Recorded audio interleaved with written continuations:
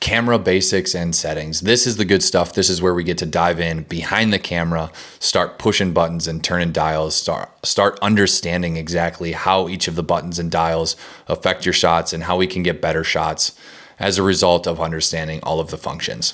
The exposure triangle is made up of three very important elements: ISO, aperture, and shutter speed. These three settings of the exposure triangle affect how your shot looks and also your overall exposure. So let's dive into it a little bit further. Let's talk about ISO. ISO is your camera's sensitivity to light. So a low ISO, like a 100 to 200, is ideal for very bright conditions, very sunny day. Think a lot of light coming in. So if you have an LED light that's pumping out a ton of power, you're gonna want your ISO at 100 to 200. A high ISO on the opposite end is where you don't have a lot of light pumping out of your light source, or you're in a very dimly lit restaurant, or you're shooting later in the evening hours where the sun is kind of going down. You're going to use a higher ISO. Just remember, a low ISO will produce a very clean image. A higher ISO, when you get up into the 3200 to 6400 and even higher, that will start to produce a lot of noise. It's trying to compensate for the lack of available light by turning up your ISO and turning up your camera's sensitivity to light, which in turn introduces more noise into your image. A lot of the new mirrorless cameras, and I found that Sony does an exceptional job of this, the higher you get in the ISO, you don't really see a ton of noise. I think that's one of the awesome things about having a mirrorless camera. Cameras are getting a lot better at shooting in basically complete darkness without introducing a ton of noise. I know the Sony a7S III does a fantastic job of that, and I never have to worry about going too high on ISO and not having a very clean image. So the lower you can keep the ISO, the better. And just remember, the higher you go up in ISO, the more introduction of noise into your image. You're gonna start to see some grain and a lot more noise as soon as you get into those higher values. My first shot right here, I'm shooting at 30 frames per second. My shutter speed is 1/60. My aperture is at f1.4, and I'm shooting at ISO 100. I have a really nice light source here. My chocolate muffin is here. The picture is super clean. It looks really nice. There's not a whole lot of noise going on.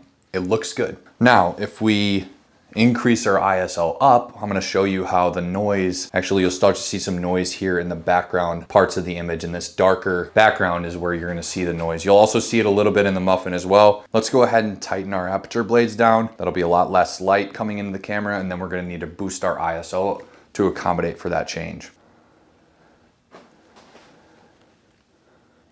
So we'll go like F10.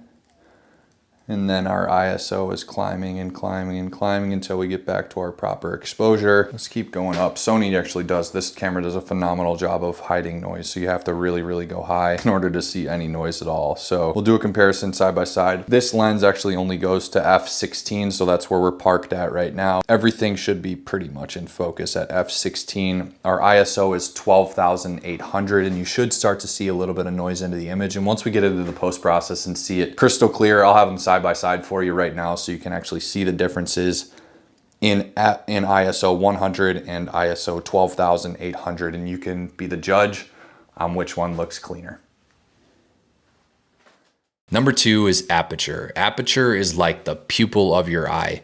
It opens and closes the aperture of the lens to let in more light or keep out more light. The bigger it goes, the lower the number gets. So think of it as when someone says like a large f-stop, like an f1.4 to f2.8, that's a large f-stop number. What that means is the camera is telling the lens to open up that aperture as wide as it possibly can to let in a great deal of light. So in low light conditions, you'd be using a high aperture lens or a wide aperture lens, something that lets in a ton of light and does better in those low light conditions. Now, a number like f18 or f22 closes the pupil all the way. So like a very bright conditions, you would use a very high f-stop number like an f18 or an f22 to let in a very little amount of light, because you don't want to overexpose your image by letting in too much light. So you tighten that aperture way down to like an f18 to f22. How the aperture affects your shot is basically what happens is as you go bigger in aperture, your depth of field becomes shallower and becomes very tight, like razor thin.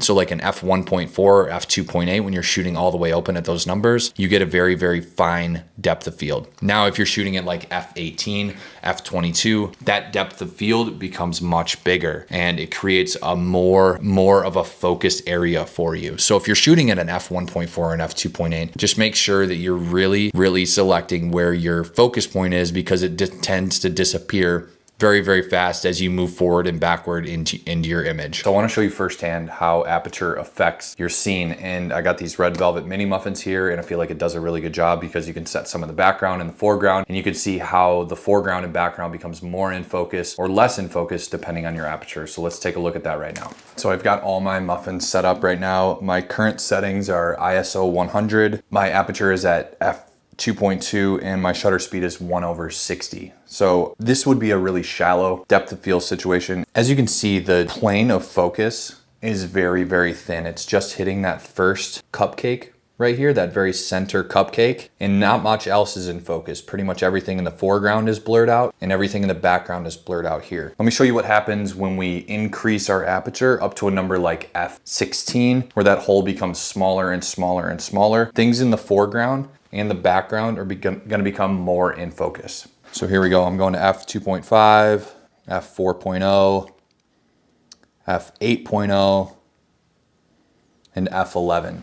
See how much more of my scene now is in focus? You can see that muffin right there in the center is still perfectly in focus, but the rest of my scene is also becoming more and more in focus. So our plane of focus now becomes so much larger. From this point, it grows and grows and grows in the foreground and background, opening up your scene, allowing more stuff to become in focus. So now I just want to show you back down, if we go back down to like an f2.0, what that'll look like again.